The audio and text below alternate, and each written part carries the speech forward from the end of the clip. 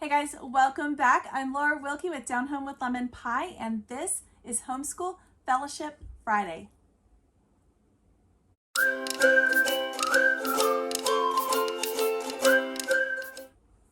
right, guys, welcome back. I am Laura Wilkie with Down Home with Lemon Pie.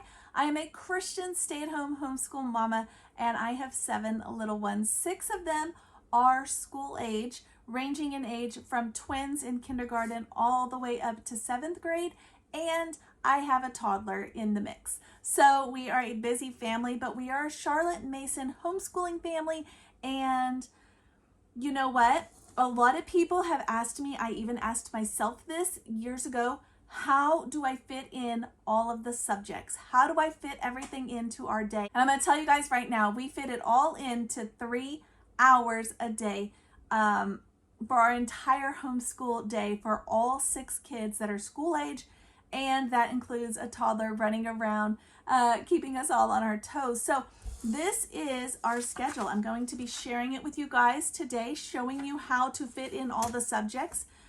On here, we have somewhere between 15 to 21 subjects, depending on exactly what all you're going to count as a subject. Some of them you can combine as one and some are separate, but I would say between 15 and 21, which is typical of a Charlotte Mason homeschooler. They have lots of subjects. And you know what, let's just be completely honest. The traditional schools, public school system actually kind of teaches a subject, and then it's like beating a dead horse. They teach it and teach it and teach it and teach it and teach it and teach it, and the kids are pulling out their hair because they're either bored or it's over taught into their brains as far as the information that they're getting is over their understanding level, or it's just so much all the time.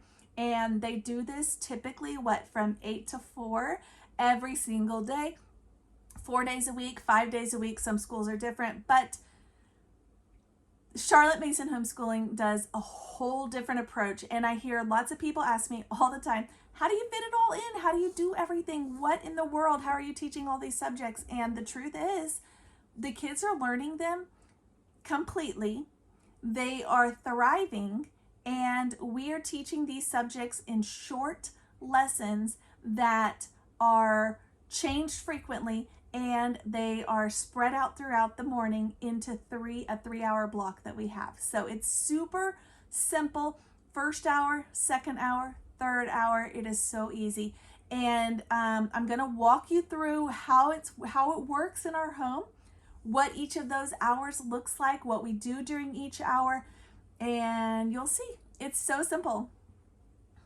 Okay, so the first hour is from 9 to 10. It really doesn't matter what time of day you pick. If you want to pick 12 to 1 or you want to pick 10 to 11, whatever time, but it's the first hour. I'll just refer to it as first hour. So first hour, my form 2. So Charlotte Mason homeschooling divides the children into forms, okay, which is basically the European version of grades, okay? In America, you have grades, and you would have kindergarten, first grade, second grade, and so on. In Charlotte Mason homeschooling, you have forms. You have 1, 2, 3, and 4.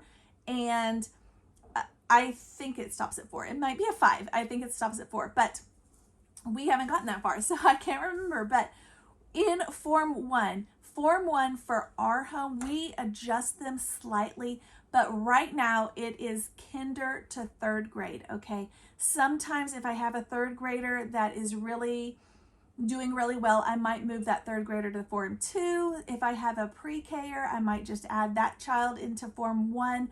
Those kind of changes and adjustments are simple to do within your own family. So right now I have I have a 2nd grader and twin kindergartners and my toddler who joins us for Form 1. Although she is not obviously expected to do anything, she's just present at the table with us. And if she wanders off, she wanders off. Nothing is required of her as far as that goes. So my Form 1 and then my Form 2 and 3 kiddos, okay? My Form 2 and 3 kiddos, Form 2 is 4th grade to 6th grade, and Form 3 is 7th and 8th grade. So yeah, my Form 2 and 3 do most of their stuff together. And right now I have a 4th grader, a 5th grader, and a 7th grader. So I have one in Form 3. She just does a couple extra things, which I will also talk to you about. But our first hour, let's start at first hour. So first hour, Form 1, my Form 1 kiddos are with me. So that whole first hour is dedicated to those 4 kiddos, excuse me. And we are doing all of the things related to their age level and their development. So that is the time that I'm doing their nursery rhyme. I do a finger play with them each day. We do 5 in a row where we read a book and we do activities, and we might do some workbooks. We might do some Play-Doh time. Just all my attention is on those kiddos, the little ones right then.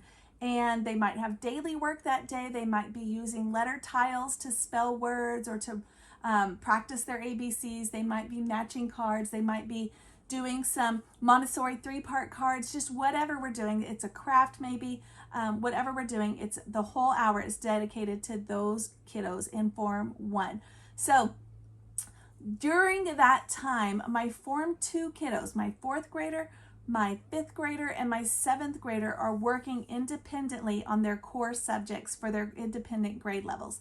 So each one of them has a copy workbook, and I will talk to you about that in a minute with my Form 3 girl, but they have their own copy workbook, so they do 10 minutes in their copy workbook, and then they move on. Whether they have finished the page or not, they move on after 10 minutes, and they work on their math.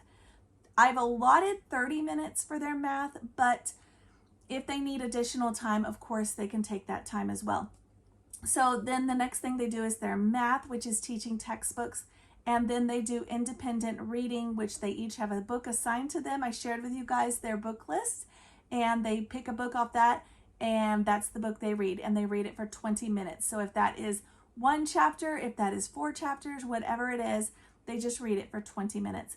And the girls, my older 2 girls, actually stay up later in the evening, and they also have additional reading time in the evening right before bed. So there's that is all covered. Now my Form 3 girl is 7th grade, and she has some different things that she does for copy work. She is doing a little bit different. The others are copying things like the hymn we're studying, the poem we're studying. They might be copying our Bible verse that we're working on. Those kinds of things.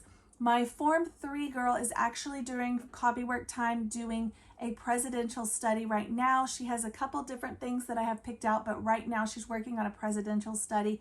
I will link it below if you want to see it and print it out for your own child, but she is doing copy work from that. So hour 1, just to review, is my attention, my focus is all on those little ones, 3rd grade and down, completely focused on them with play-based learning and sing songs, those kinds of things, all with them, hands-on learning. And my next group up, which are my 4th graders and up, they are all working independently. Now, if they have a question, if there's something they don't know, for example, if my 5th grader has a question on her math, she is to go to the next student above her. So she is to ask my 7th grader. If my 4th grader has a question, he goes to my 5th grader. Additionally, I am having my Form 3 kiddo. She is doing her math and reading in the evenings because she loves to do reading, and she actually reads all day long, and she is doing her math in the evenings with me because it is that 7th grade level that's a little bit more tricky and challenging, so we can work independently without all the noise distractions of the little ones. So she finishes her copy work and then joins me in Form 1 and helps me with the little ones. So that might have been confusing for you guys, but my Form 1, I'm with them. My Form 3, my 7th grader joins me after about 10 minutes, and she helps me with them. She does her other independent work in the evening when she is better able to have my directed attention. So now the next thing we do is hour 2. So whatever time of day that is for you, the 2nd hour. And the 2nd hour is family morning basket and snack time. Do not forget snack time. The kids will look forward to it. So the first thing we do is we get out our morning time binders, which is, I did a whole video on those, and it has all of these subjects in them. and it is linked below if you need to find that. We get out our morning time binders. Inside of our morning time binders, it has our Charlotte Mason verse, then it has our memory verse, and we do those. Next, we do whatever is going on for that day. So each day of the week, we have a different couple subjects that we're going to work through. And the first day is our folk song that we listen to together and we sing it, and our picture study. We look at our artist. We have one artist that we're studying for the entire term, so the entire first 12 weeks, and our artist.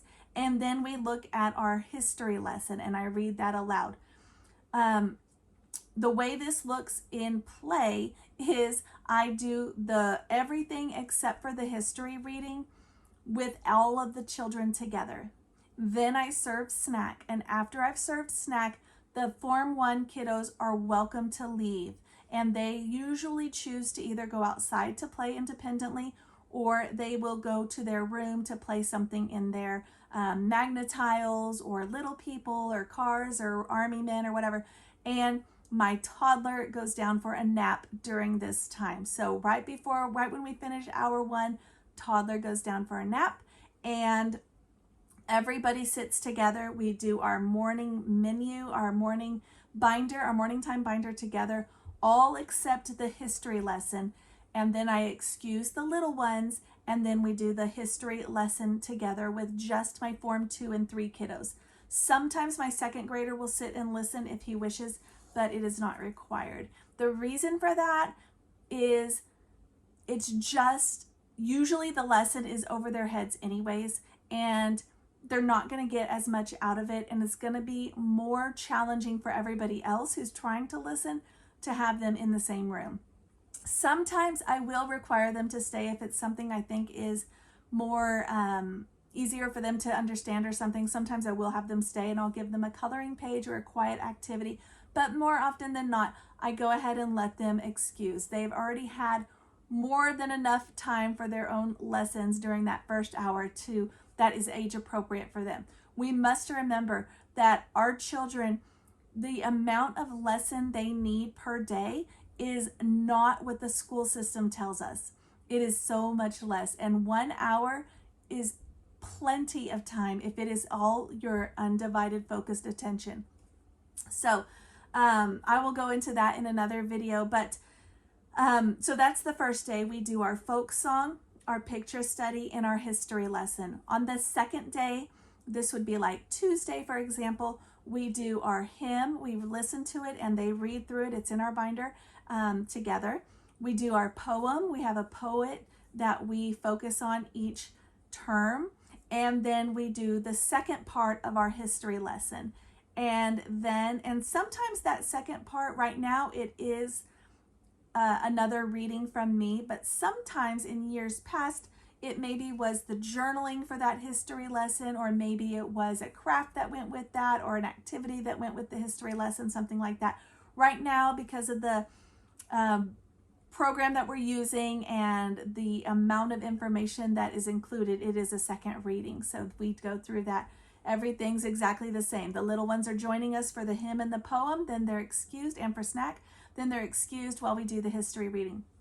Day 3, which would be like Wednesday, is the folk song, and we repeat it again from Monday, and our map skill.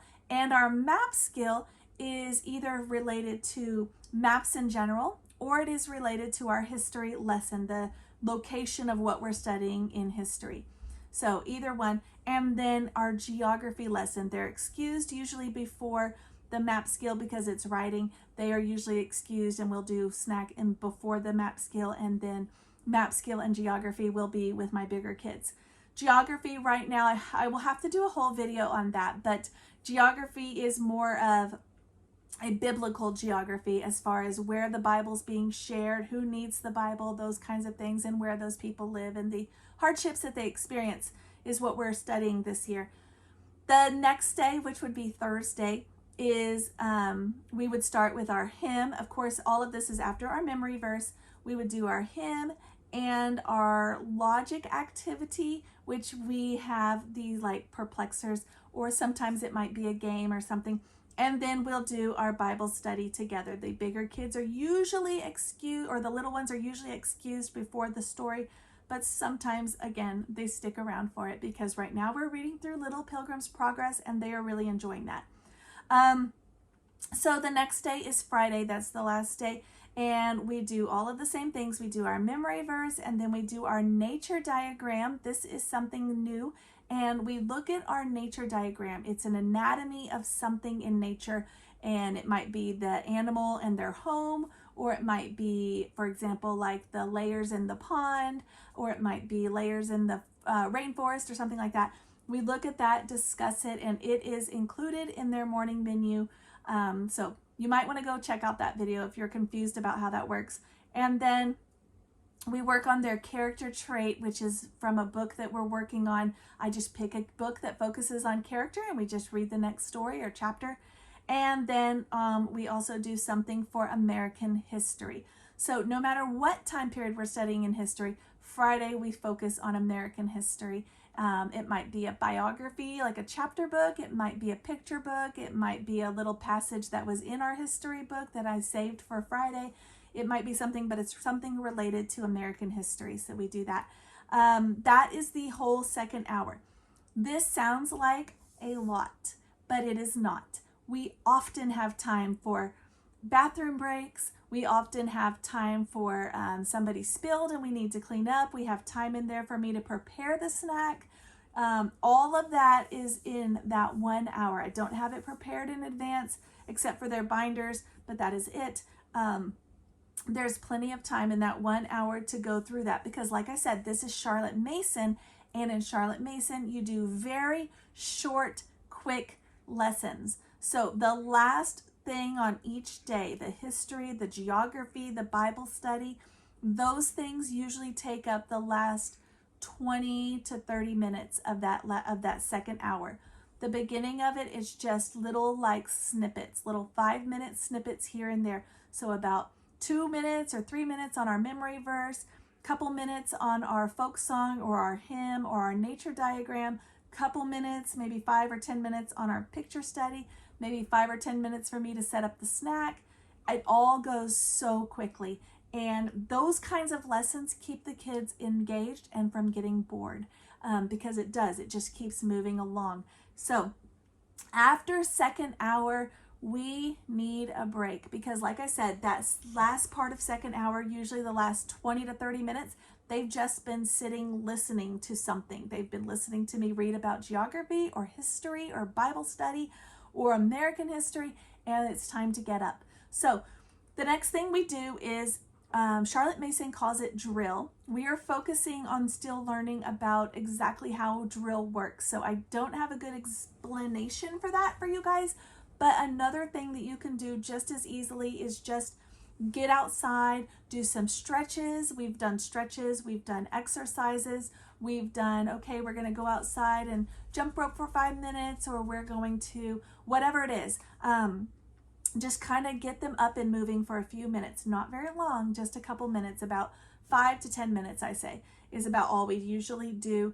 And then we do any of these subjects. It might be the same one every day for a week. I may take a week and just focus on one. I may take a week and we just flip back and forth, this one, like an A-B pattern kind of. We may do something like that. But any of these subjects, journal time, they may be journaling something from their history lesson. They may be journaling something from geography or Bible study.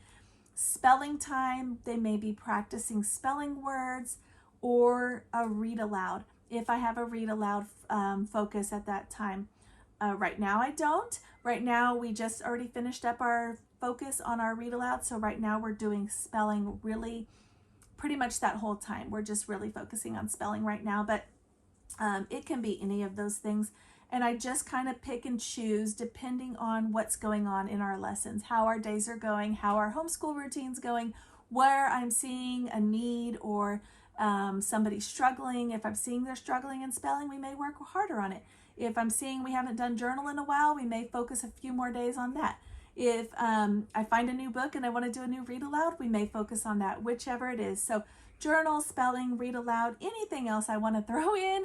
I may say, you know what, guys, you've been working really hard. I want you guys to play an educational game together during this time. But hour 3, one day a week, we try to do, and usually it'll probably be on Friday, we try to do either something related to nature walk, something, or it might be something related to herbs and healing herbs. It might be something related to homesteading. It might be something related to science. And this year I am trying to put in more science experiments, but I have actually not done as many as I would like to do this year. Just completely honest with you guys. I'm still working on all that, but usually it's something related to nature or homesteading, like survival type skills, those kinds of things, science, any of that. We actually, well, I guess that's a whole nother video about how we do science, so we'll just talk about that later. That takes up the whole 3rd hour, and my Form 3 girl, she also does, during that 3rd hour, she does the Book of Centuries, where she gets to kind of like a timeline in her book, and she chronicles what we've been studying in history. So she does do that additional from the other kids. She also has a state study that she is working on. In addition to her president's study, she has a state study where she is writing, using a book and looking through it, and then writing little 1-page reports.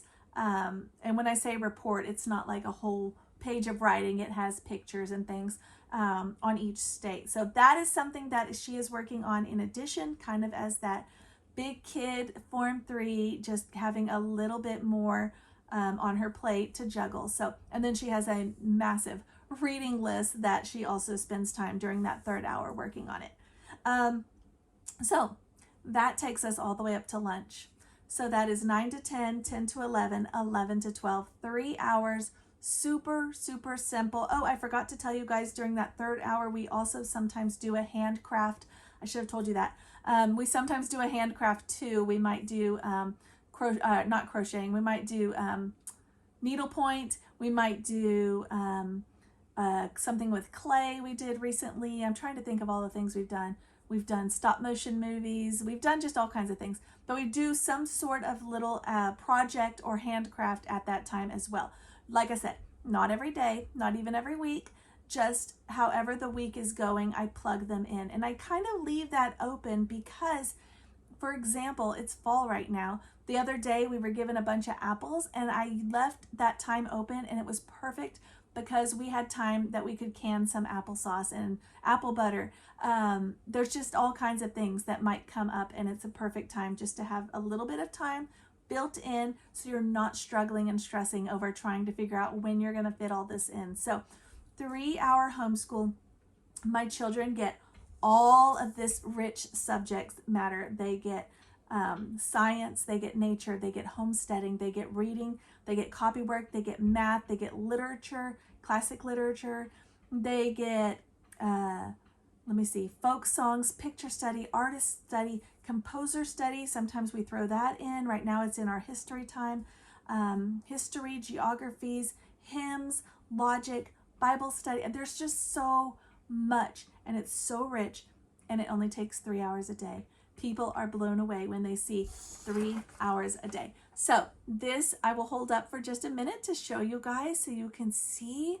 And that is how we do homeschool.